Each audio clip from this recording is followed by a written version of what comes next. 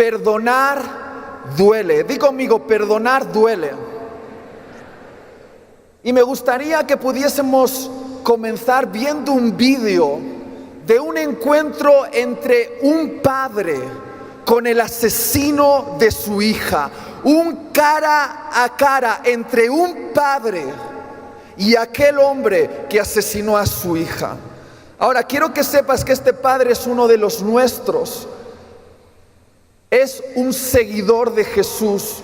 Y su forma de actuar en esta situación es tan conmovedora y tan desafiante que quiero que comencemos viendo este testimonio. Dentro vídeo.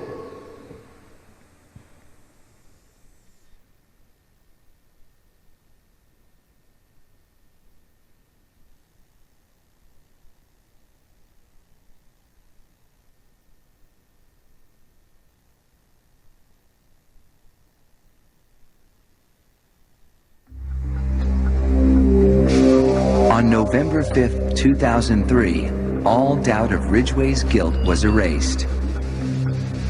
He pleaded guilty to the murders of 48 women. He'd made a deal to cooperate with the prosecution to provide more information on his victims and the whereabouts of their remains.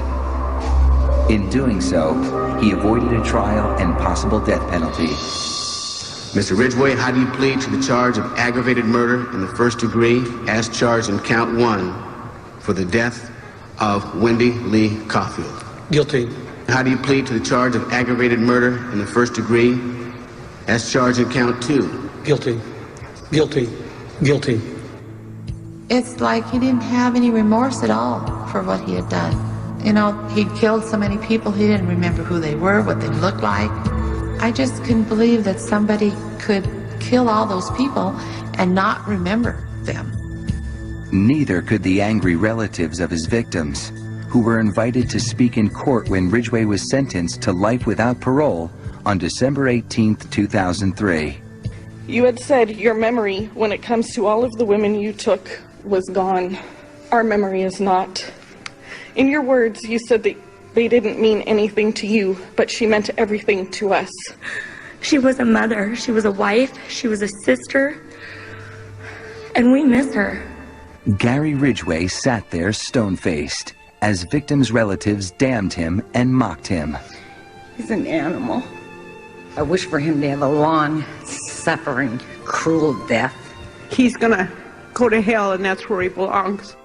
But then the emotionless facade finally cracked when the father of one of his victims appeared to surprise him with a dose of human kindness. Mr. Ridgway, there are people here that hate you. I'm not one of them. You've made it difficult to live up to what I believe, and it is what God says to do, and that's to forgive. You are forgiven, sir.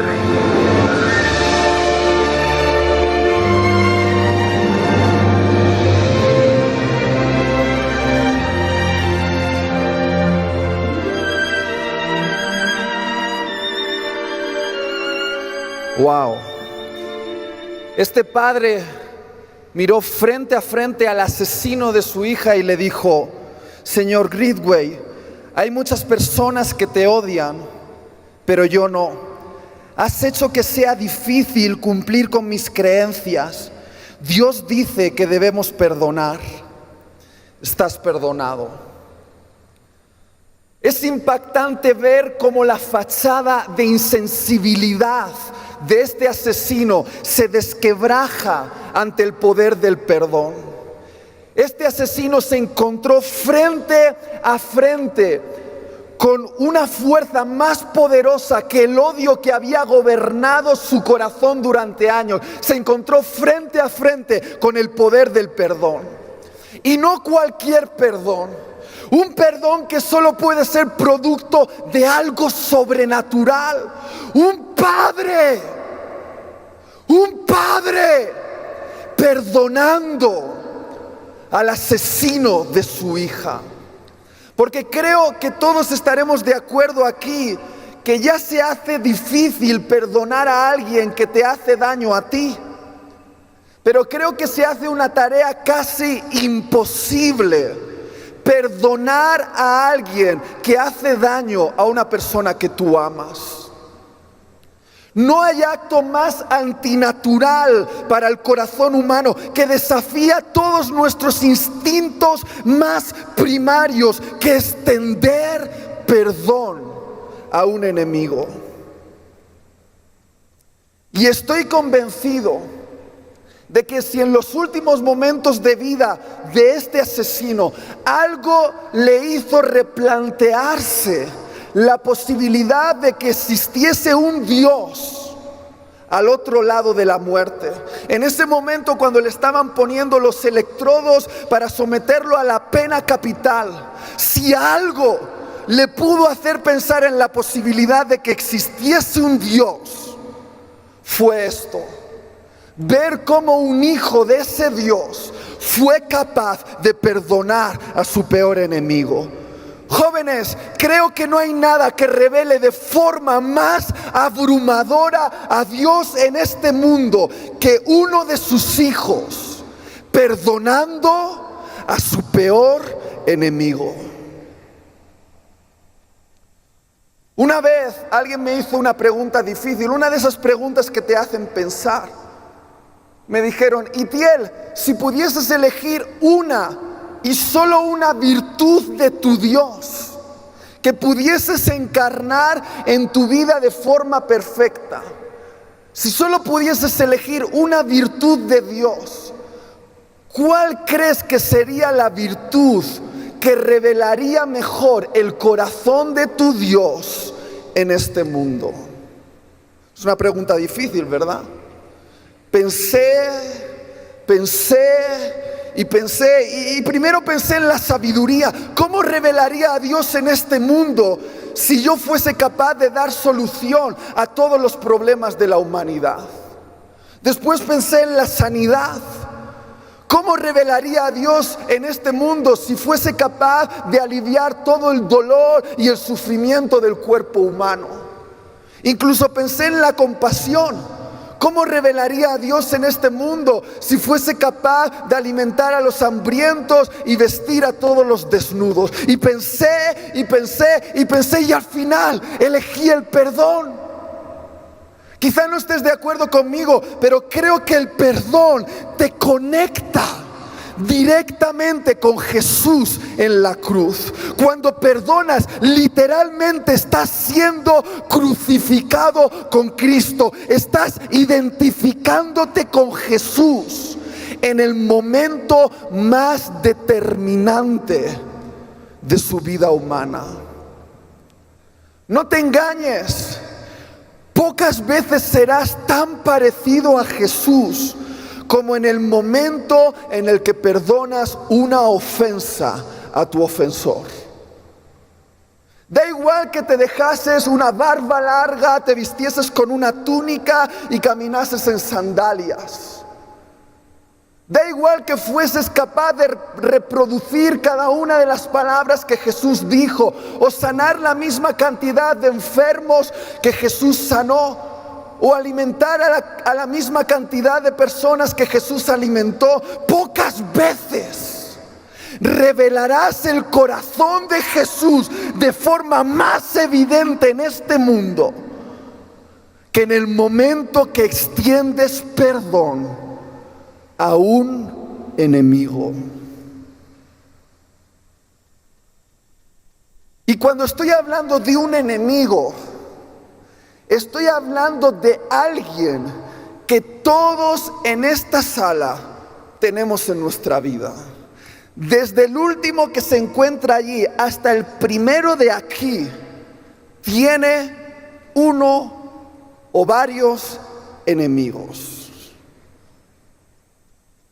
Un enemigo es alguien que consciente o inconscientemente te causa algún perjuicio. Estoy hablando de esa persona a la cual le revelaste un secreto, era algo privado, pero no tardó mucho en hacerlo público en la comunidad. Estoy hablando de ese hombre o esa mujer a la cual le entregaste el corazón y lo traicionó y te clavó un puñal siéndote infiel o prometiéndote algo que luego no cumplió. Estoy hablándote de esa persona que es papá solo por una cuestión biológica, pero que abandonó la casa y luego ha hecho la vida imposible a tu mamá. Estoy hablando de esa persona en autoridad que quizá no creyó en ti, esa persona que te difamó. Estoy hablando de esa persona que te puso un mote. Hablo de alguien que consciente o inconscientemente te causa algún perjuicio. Un enemigo. Y todos en esta sala tenemos enemigos.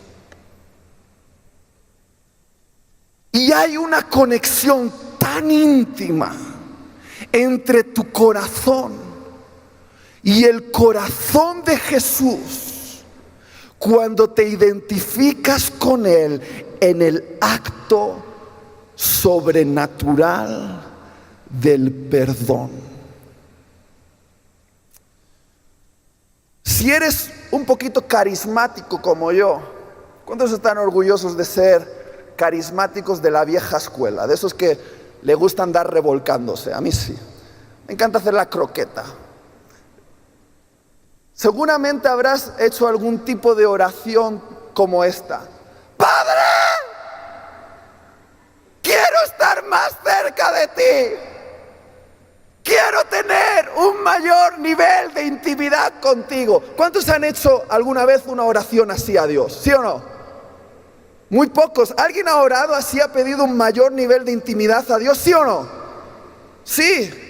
Pues muchas veces Dios contesta a esa oración regalándote un enemigo.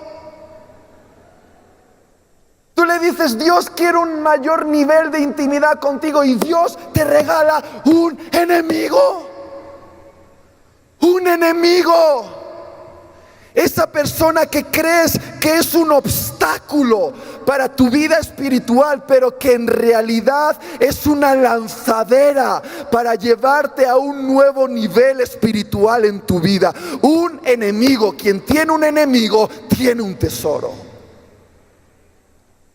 Un enemigo es una oportunidad única para identificarte con el corazón de Jesús. Algunos me han preguntado, Itiel, ¿qué significa estar en la cima de la vida espiritual? Como si yo lo supiese. Y hay algunos que piensan que la cima de la vida espiritual es terminar siendo un predicador, o un cantante, o un ministro subido sobre una plataforma como esta y ministrar al pueblo. Pero te voy a decir una cosa, esto es bastante superficial. He visto gente subida a un escenario como este que ni cristianos son. No te engañes, la cima de la vida espiritual es lo que Jesús dijo como orar, amar y bendecir a tus enemigos.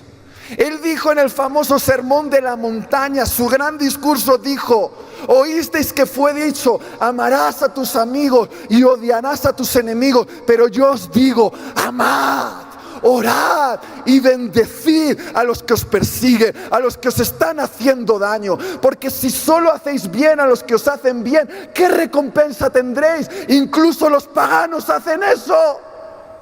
Aprended de vuestro Padre, que hace llover su bendición sobre buenos y malos, y así sabrán que sois hijos de vuestro Padre celestial.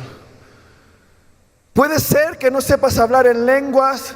La última vez que profetizaste a alguien te equivocaste de persona, y cuando oraste por tu último enfermo lo mataste. Pero si has perdonado a un enemigo, bienvenido a las ligas mayores de la espiritualidad. Esa es la cima, ese es un lugar alto en la vida cristiana, perdonar a un enemigo.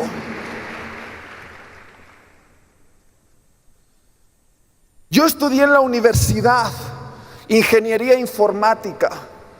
Ya te puedes imaginar lo frikis que eran mis amigos. Todo ingenieros, mecánicos, matemáticos y lógicos.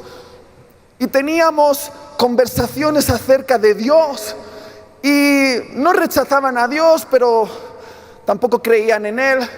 Pero sí que les gustaba la figura de Jesús. Decían, sí, Jesús, el primer comunista. Decían, están fumados. Primer comunista. Sí, un maestro de la moral. Sí, un revolucionario. Bueno, tenían esa visión de Jesús. Y yo muchas veces les hice esta pregunta. Vale, ¿recuerdas alguna de las enseñanzas de Jesús? Y en el 95% de las ocasiones, mis amigos ateos señalaban esta enseñanza. Sí, Jesús dijo eso de amarás a tus enemigos. Cuando yo le preguntaba a un ateo si recordaba una enseñanza de Jesús, siempre apuntaban a la misma. Sí, amarás a tus enemigos. Esa enseñanza de Jesús es tan impactante, de alguna manera escandaliza tanto la mente que rompe todo argumento en contra de Jesús. Si hay alguien, un seguidor de Jesús, que es capaz de amar a sus enemigos, eso echa por suelo todo argumento en contra de nuestra fe. El amor, el perdón y la bendición a nuestros enemigos habla más fuerte de nuestra fe que cualquiera de nuestras apologías, cualquiera de nuestros discursos, cualquiera de nuestros argumentos. Porque cuando un cristiano perdona a su enemigo, está diciéndole al mundo, este es mi Dios. Este es mi Dios. No sé si alguien me está entendiendo aquí. ¿Tiene sentido? Algunos ya están escandalizados. Mateo 18, 21 al 22, recoge una conversación entre Pedro y Jesús.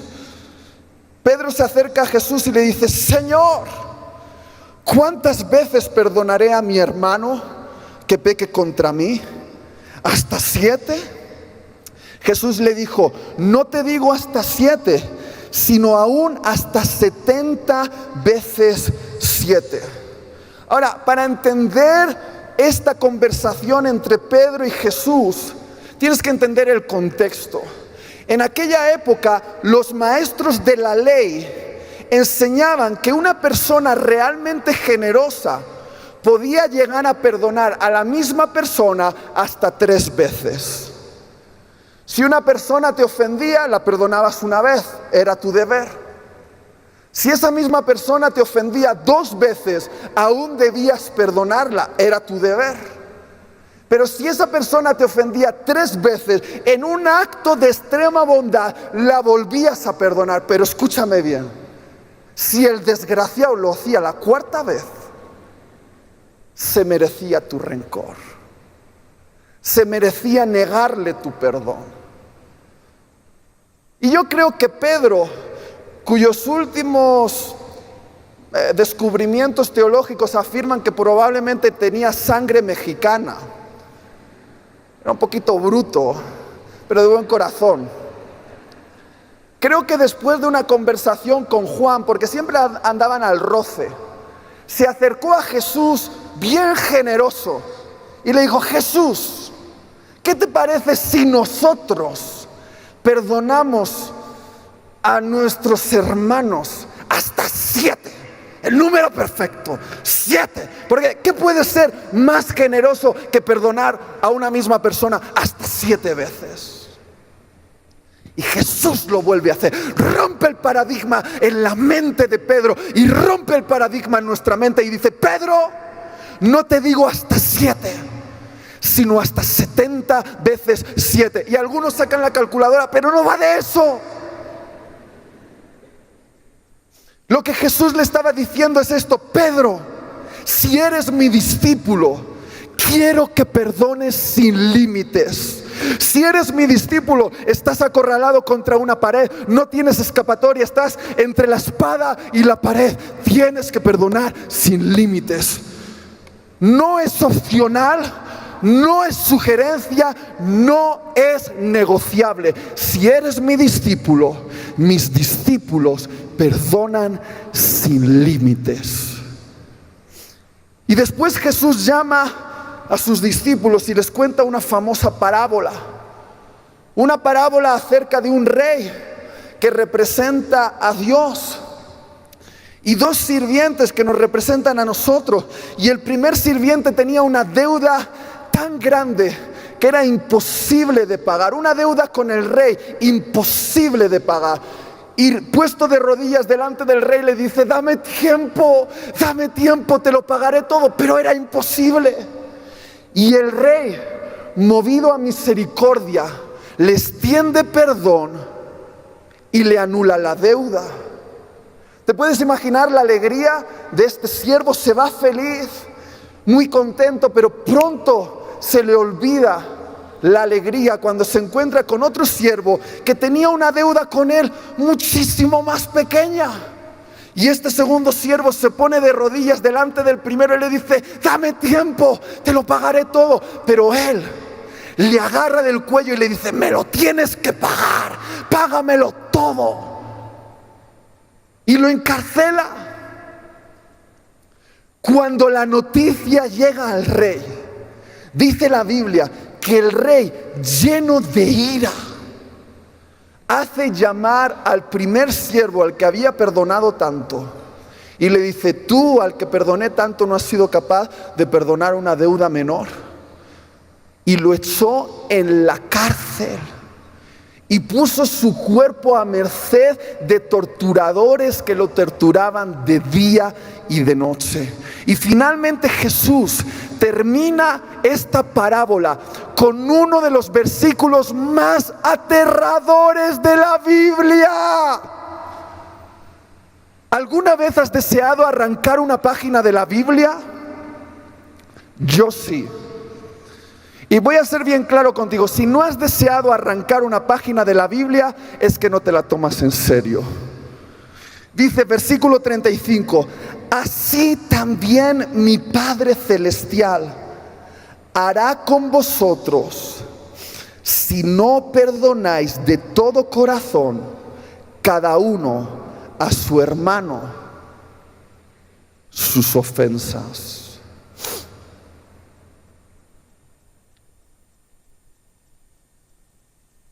En un evento parecido a este, mucho más pequeño, al terminar la reunión, una mujer se acercó a mí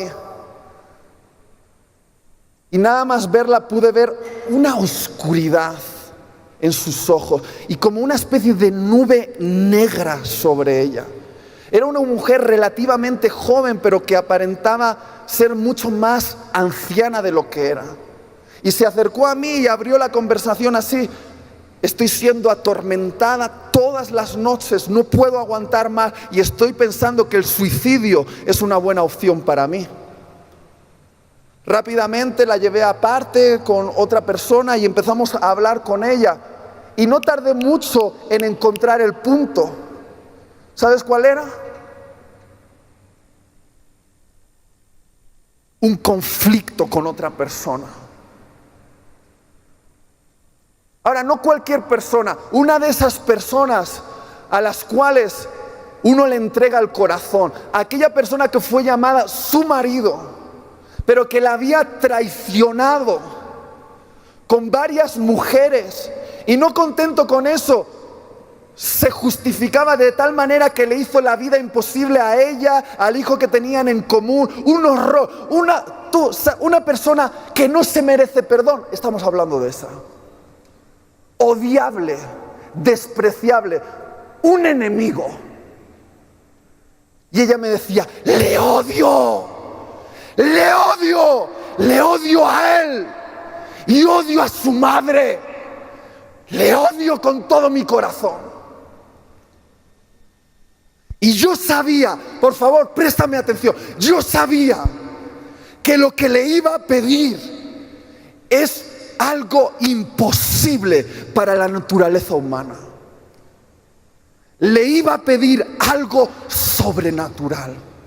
Le iba a pedir que perdonase a su enemigo. Y le dije, mira, no tienes otra opción.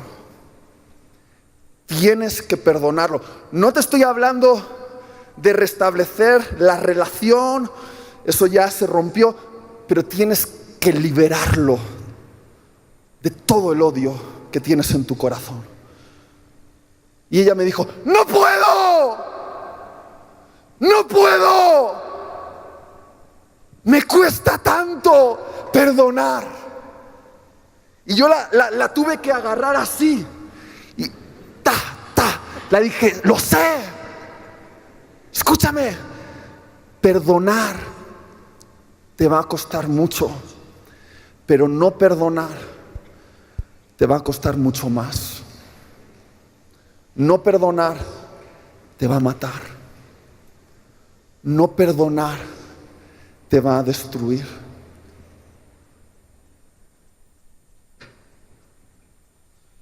Todos en esta sala tenemos una historia diferente, pero sin duda todos en esta sala tenemos algo en común. Todos hemos sido ofendidos por alguien. Alguien nos debe algo. Porque cuando alguien te ofende, te hiere, te falla, te traiciona, daña algo dentro de ti y tu alma percibe la necesidad de ser compensada. Es como si al romper algo dentro de ti, esa persona quedase en deuda de arreglar lo que ha roto y tú pones una demanda de compensación sobre esa persona. Eso es lo natural de nuestra alma. Pero perdonar, según el mensaje del Evangelio, es anular la deuda de nuestro ofensor. Y si perdonar significa anular la deuda de nuestro ofensor, significa que perdonar tiene un gran coste. Pero escúchame bien, no perdonar tiene un coste mayor. No perdonar te pone en conflicto con Dios mismo. Jesús dijo en Mateo 6:15, si no perdonas a los hombres sus ofensas, Dios tampoco te perdonará a ti tus ofensas. Ahora, no hace falta saber griego para entender lo que dice aquí. Jesús dice, si no perdonas, no te perdono. Si no perdonas, no te perdono. Ahora, déjame analizar esto. ¿Hay algo que puede retener la gracia de Jesús sobre la vida de una persona? Para mí la gracia es irresistible. He visto la gracia de Dios actuando sobre prostitutas, drogadictos, asesinos. La gracia de Dios en los lugares más insospechados. Pero ¿sabes qué? Esa gracia irresistible puede ser resistida por una cosa: tu falta de perdón. Algunas personas dicen, Itiel, siento como si estuviese retenido, encarcelado, en una cárcel. Siento como si mi llamado estuviese retenido. Siento como si mi bendición estuviese retenida. Siento como si mi sanidad estuviese retenida. Me siento preso y Dios no responde. Y lo que muchos no entienden es que ellos están siendo presos de su falta de perdón. Hay tantas cosas que son retenidas por la falta de perdón. La Biblia dice que por la falta de perdón Dios no escucha tus oraciones. La Biblia dice que por la falta de perdón Dios no acepta tus ofrendas. Y créeme, por ahí anda Vicente, el exorcista. Él es el experto. En el 80% de los casos de tormentos demoníacos que mi mujer y yo hemos tratado, el 80% estaban relacionados con falta de perdón en la vida de esa persona. Y no me entiendas mal, no hace falta ni ser religioso para ver los resultados de la falta de perdón. Los médicos afirman que ciertos tipos de cánceres, úlceras, problemas en la piel están ligados con los deseos de venganza, rencor y odio.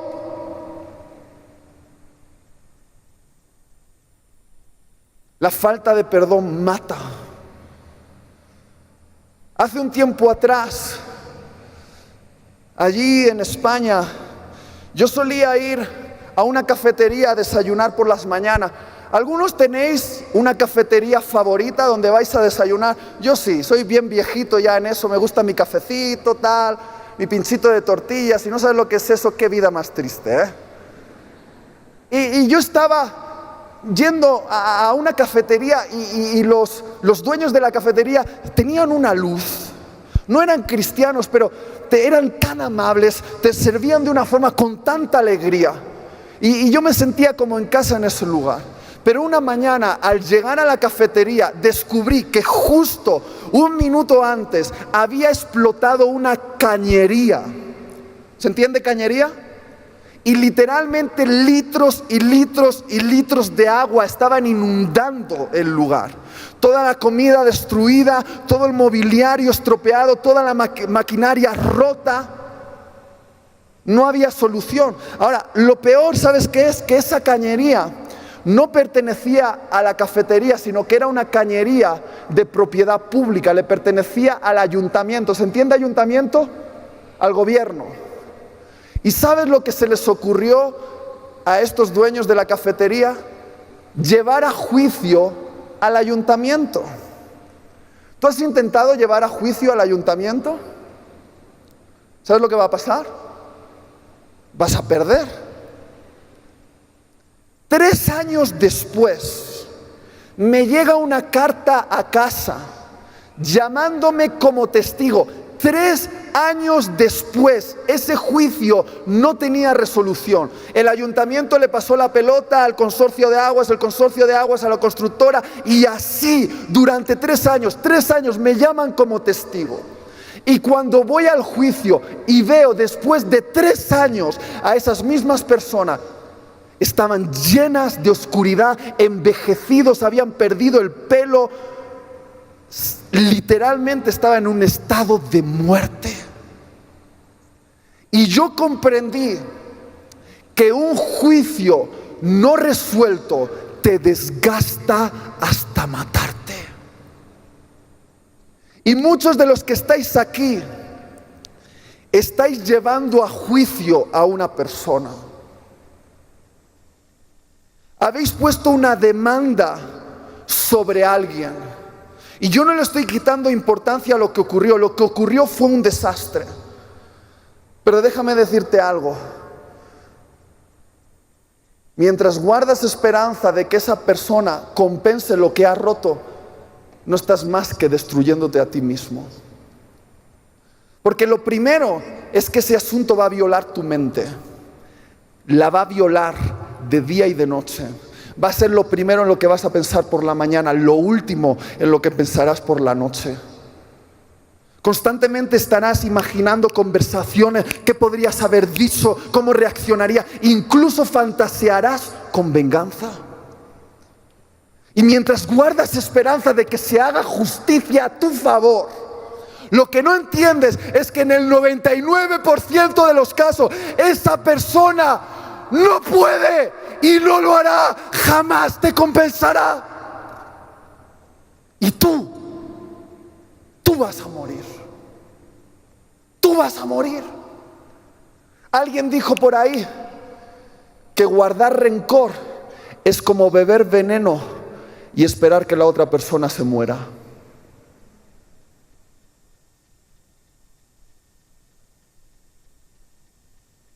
La falta de perdón solo te hace daño a ti. Los dos voluntarios, venid rápido. Pásame esto. El papel. Bajar aquí. Los romanos eran expertos en tortura. ¿Sabéis quién inventó la cruz como sistema de tortura? Los romanos.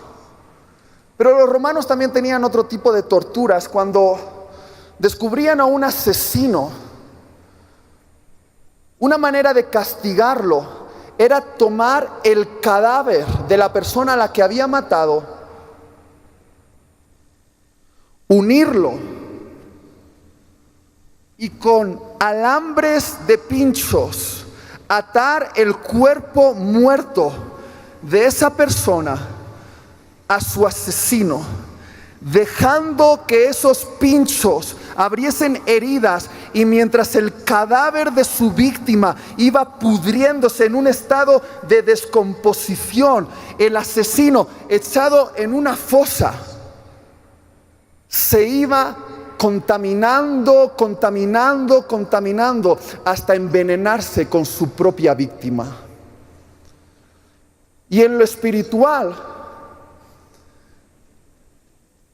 cuando tú guardas rencor a una persona, te es contado como asesinato. Y no entiendes que el juicio es que quedas atado a tu víctima. Y mientras ese asunto se va pudriendo en tu alma, el que se está envenenando eres tú. Y esta mañana he venido aquí en el nombre de Jesús a decirte: libéralo y serás liberado. Libéralo y serás liberado. La única manera de salir de esa cárcel en la que te encuentras es liberando para ser liberado. Muchas gracias. Muchos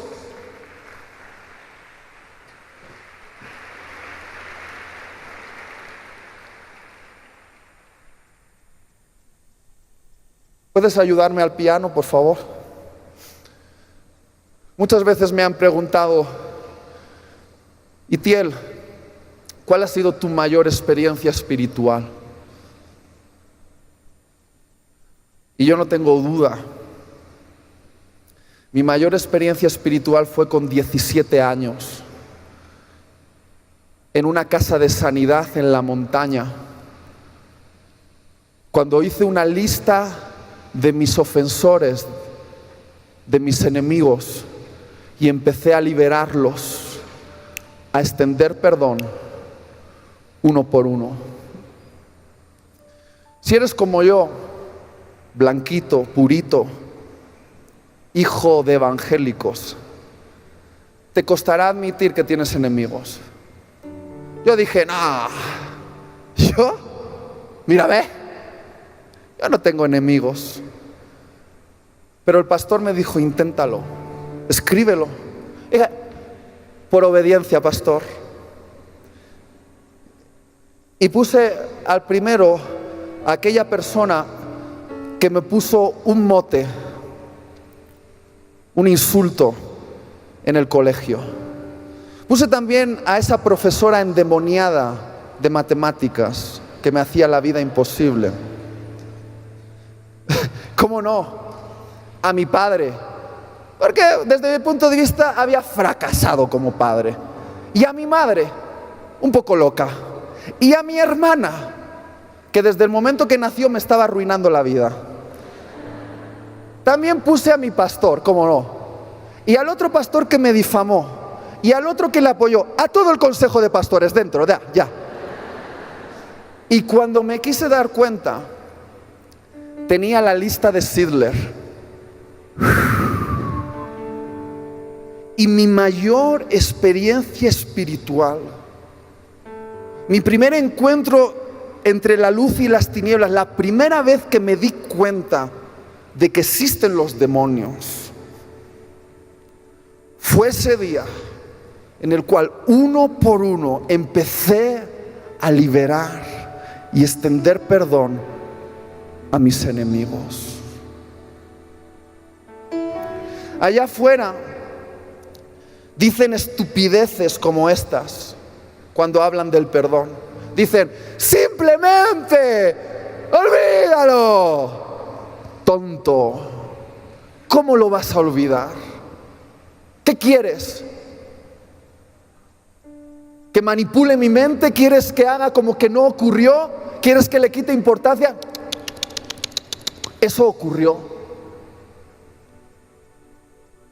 Para los cristianos, perdonar no se trata tanto de olvidar como se trata de recordar. Se trata de recordar la cruz. Para los cristianos, perdonar no es olvidar, es recordar la cruz. Y esta mañana quiero llevarte a ese lugar de dolor, pero que será el lugar de tu mayor gloria. Quiero llevarte a ese lugar donde perderás el derecho a ser compensado, pero donde ganarás el corazón de Jesús.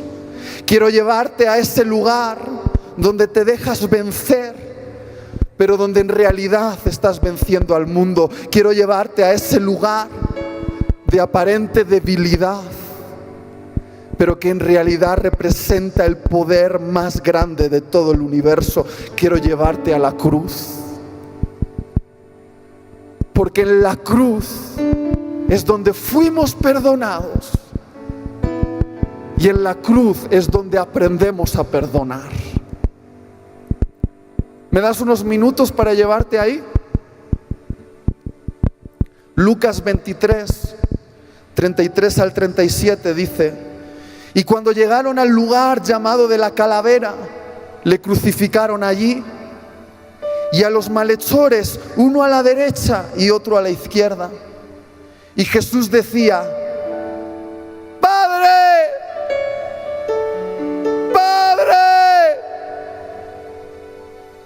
perdónalos, porque no saben lo que hacen. Y repartieron entre sí sus vestidos echando suertes.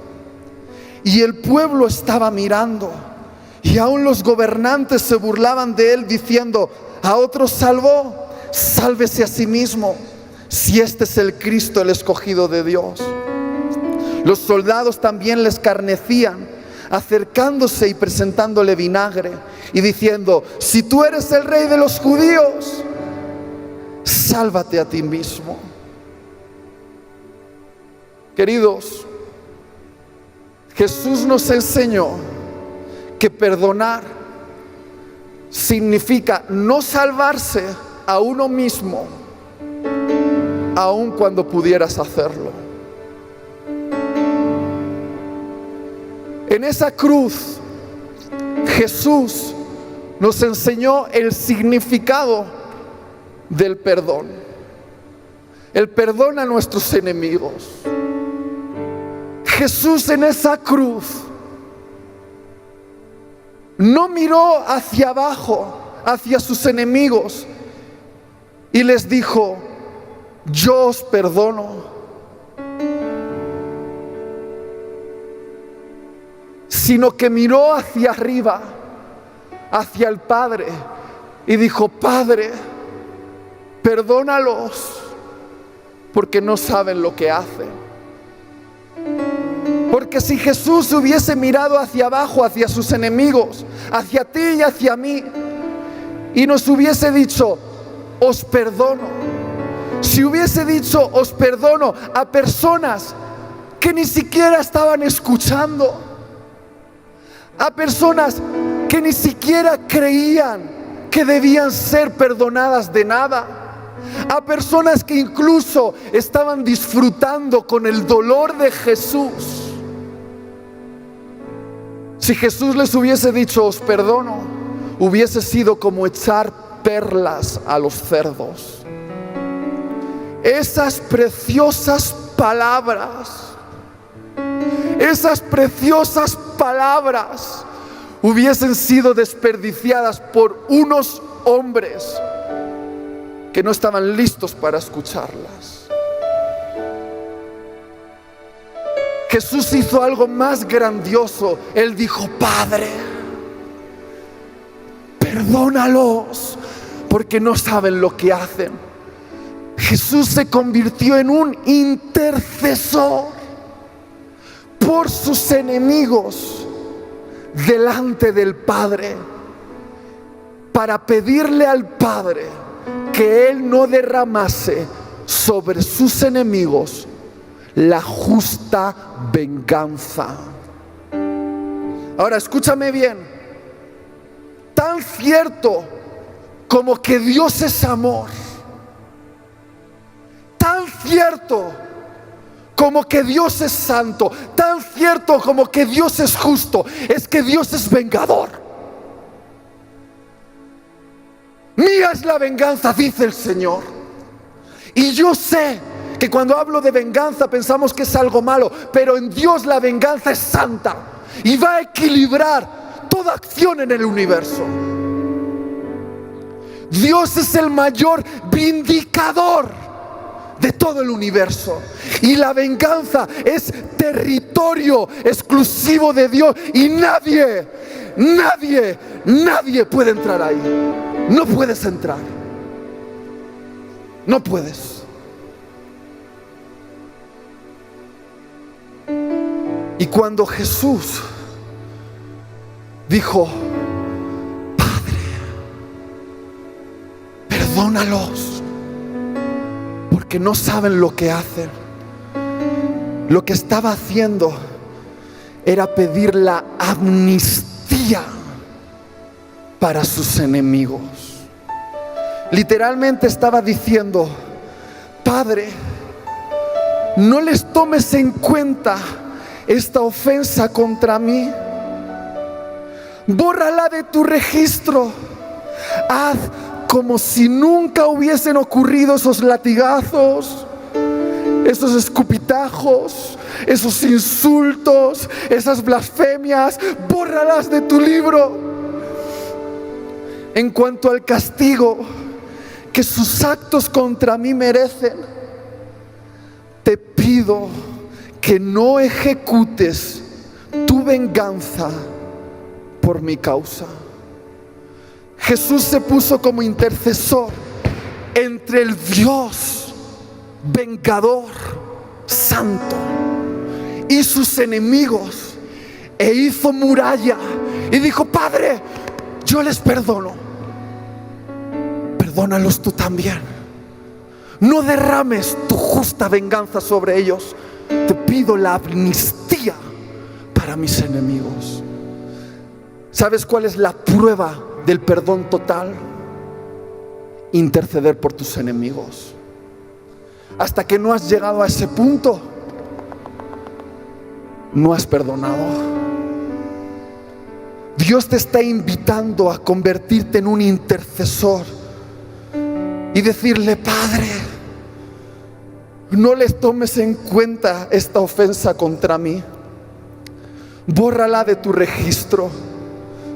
En cuanto al castigo que sus actos contra mí merecen, todos sus insultos, todas sus traiciones, todos sus abusos, arráncalos de tu libro. Te pido que no ejecutes tu venganza por mi causa. Perdonar como Jesús es ponerte como un intercesor entre Dios y tus enemigos y pedir la absolución de tus ofensores. Y tú dices: Itiel, eso es imposible. Solo Jesús puede perdonar así. Mira a Esteban. Él era hombre como nosotros. Y cuando sus enemigos le estaban lanzando piedras, una tras otra, no después del dolor, sino en el centro del dolor, Esteban se puso de rodillas y mientras las piedras golpeaban su cuerpo, dijo: Padre,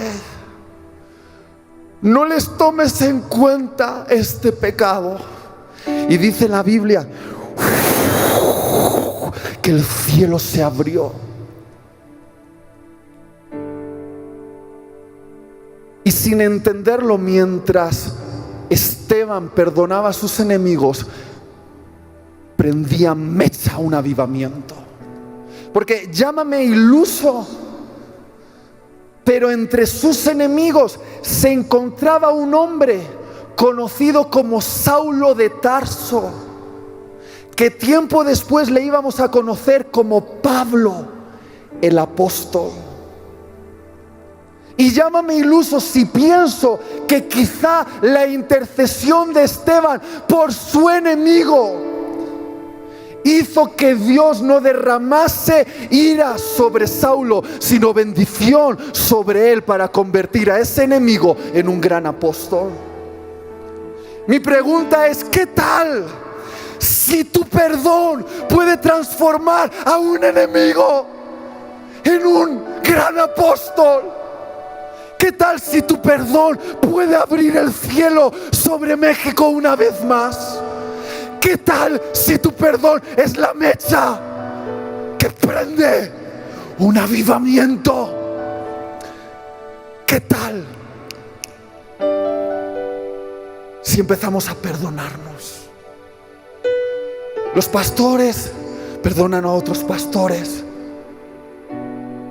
los hijos a los padres, las esposas a sus esposos, los hermanos a las hermanas.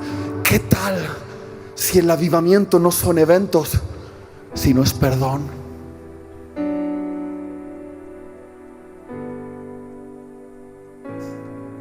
Y no me voy a poner romántico. Perdonar duele. Y hay cosas que no aprendes en un libro, aprendes con un enemigo. Lo que yo llamo un enemigo íntimo. ¿Cuántos tienen un enemigo íntimo?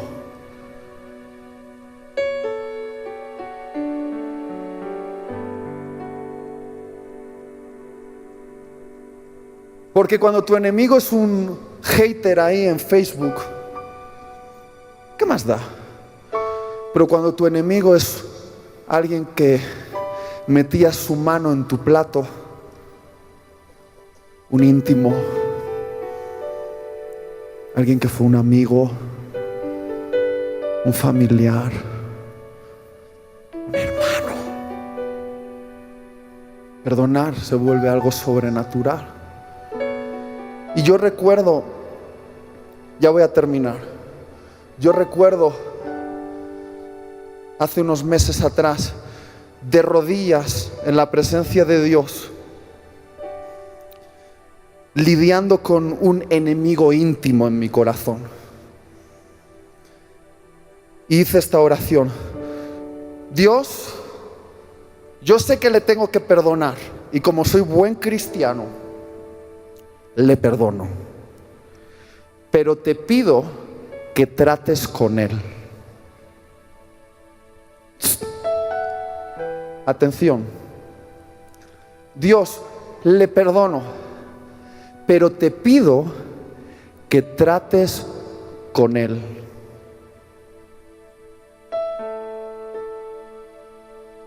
¿Qué significa en nuestro lenguaje evangélico trata con él? Dios, te pido que le humilles un poquito. Dios, te pido que manifiestes quién tenía razón y quién no. Dios, te pido que me hagas verme como el bueno y él como el malo. Dios, te pido que le hagas fracasar, Gloria. ¿Y sabes lo que me dijo Dios? Itiel, yo soy tu vengador y le voy a dar a cada uno conforme a lo que sus actos merecen. Y dije, Dios, no hablemos de venganza, qué palabra más sucia.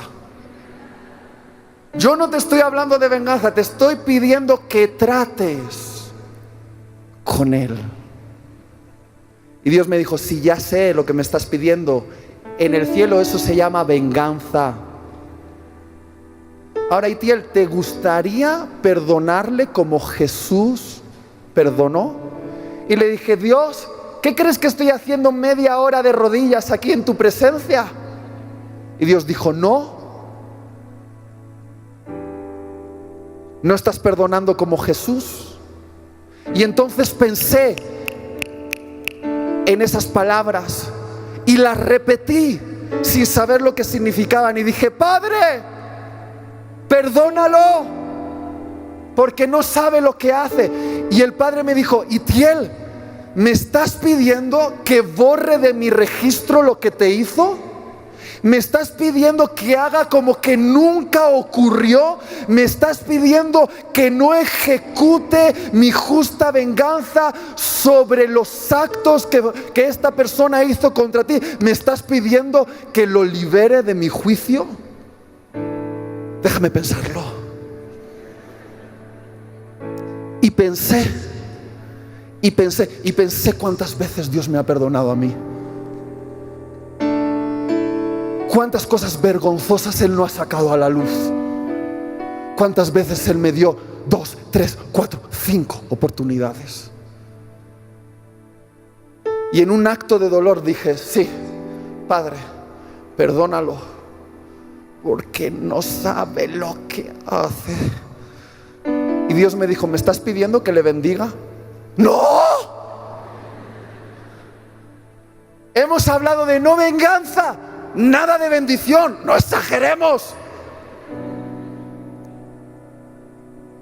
Y entonces Dios me sedujo, porque para ir a este lado del perdón tienes que ser seducido por Jesús.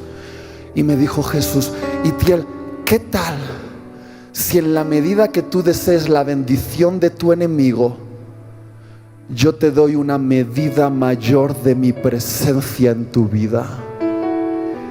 Y me hizo una oferta. Me dijo: Itiel, ¿amas más mi presencia de lo que amas ver a tu enemigo castigado? ¿Deseas una medida mayor de mí más de lo que deseas la justa venganza? Mira a Jesús perdonándote. Ponme la imagen. Mike, ayúdame. Mira a Jesús perdonándote. Perdonar duele. Pregúntaselo a Jesús. ¿Por qué la Biblia no dice que Dios nos perdonó simplemente de forma emocional? ¿Por qué Dios no dijo: os perdono y ya? ¿Por qué tuvo que sacrificar a su Hijo Jesucristo para perdonarnos? Queridos, porque no se puede simplemente perdonar. Porque cuando alguien rompe algo dentro de ti, cuando rompen algo que tú amas, eso está roto. Y eso tiene un coste. Si yo le dejo a Misael mi coche y él, conduciéndolo, lo golpea contra un árbol y rompe un faro de $300, y luego Misael viene y me dice: Itiel, perdóname, y yo le digo: Misael, te perdono, ¿eso arregla mi faro? ¿Arregla mi faro? No, mi faro sigue roto. Y en esta relación solo hay dos personas que pueden pagarlo. O lo paga él que lo rompió, o lo pago yo. Y en el perdón cristiano es el ofendido quien asume el costo de lo que se ha roto. En el perdón cristiano es el herido quien asume el dolor. En el perdón cristiano nosotros somos crucificados. Nosotros pagamos, porque perdonar no es gratis. Perdonar tiene un coste. Y la pregunta es si lo vas a pagar tú o vas a estar esperando que la otra persona lo pague. Mike, ayúdame. Mira a Jesús. pagando el precio de tu ofensa, no demandándote a ti nada, diciendo: yo absorbo el dolor, yo sufro, yo pago, mostrándonos un camino de dolor, pero es un camino de perdón.